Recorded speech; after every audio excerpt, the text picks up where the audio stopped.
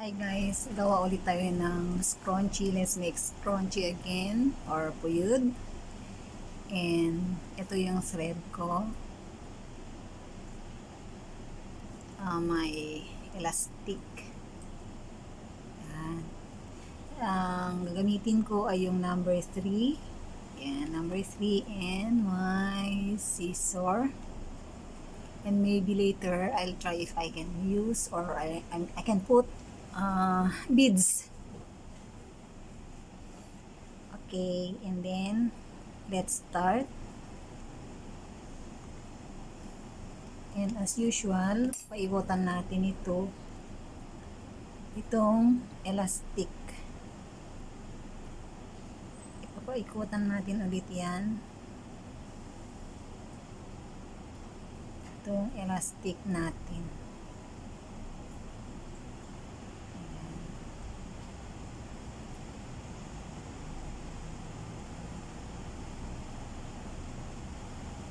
Gusto ko rin pong ipaikot ito para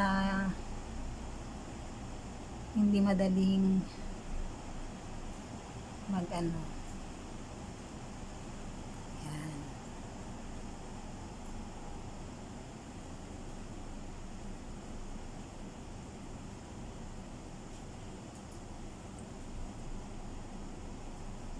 Ayan, papaikutan po natin yan.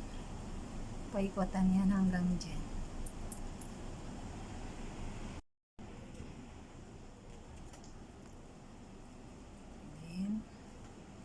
Malapit na tayo. Isa na lang. Okay, and then dugtong po tayo dun sa pinakauna, the first one, magdudugtong tayo dun. Ayan, then chain 3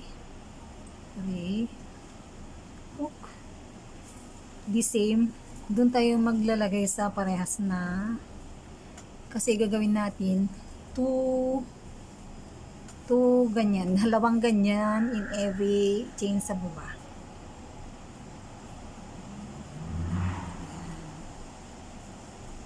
And then the next one,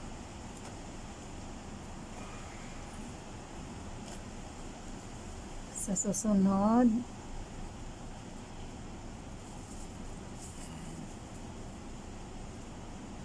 the same, then sa next sunod, next, the same hole, next, the same. Yes, and then do the same way until here. And then last,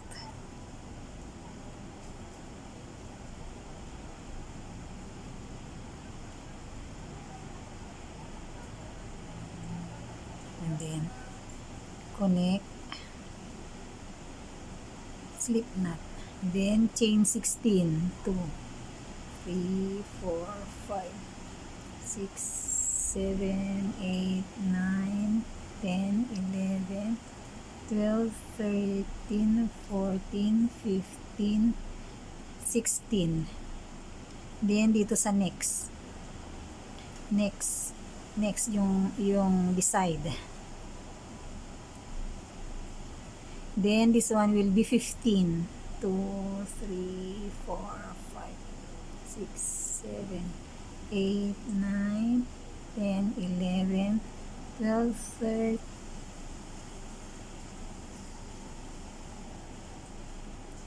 13, 14, 15.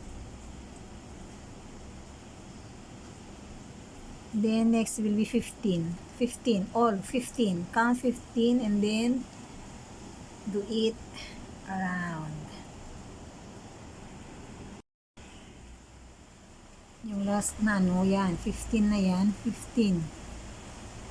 Connect natin dito sa first na ginawa natin dito sa pinaka-first. Kasi, di ba, nung first, we make 16 chains here. So, we will connect it here. But this one is only 15 chain. Then, we are going to connect here. The first chain.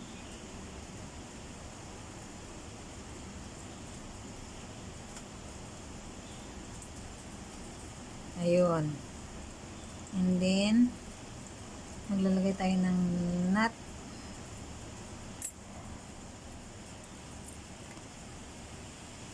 Pull. Para maging ganyan siya. Katulad din siya doon sa kabila na may ganun. Ayan na siya. Ito na siya ngayon. Ang ating ito ilalagay natin dito sa likod.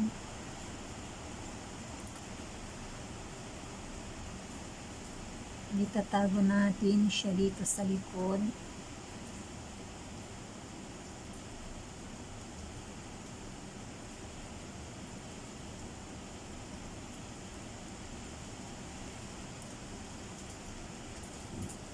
Dito muna. Tapos ibababa natin.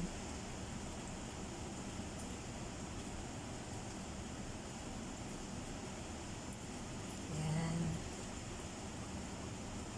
Then, isusok-sok-sok na lang dyan. Insert inside here. Hindi po, I cannot see. Because guys, today is signal number 8 in here. So, it's a little bit dark. It's raining.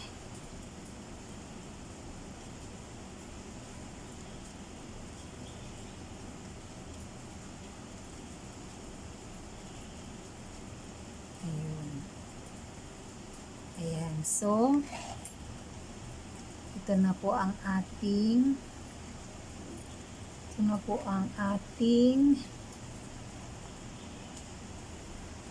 scrunchie. Simple lang siya. Ayan. Ganyan siya pag nilagay sa buhok. Ayan. Thanks for watching.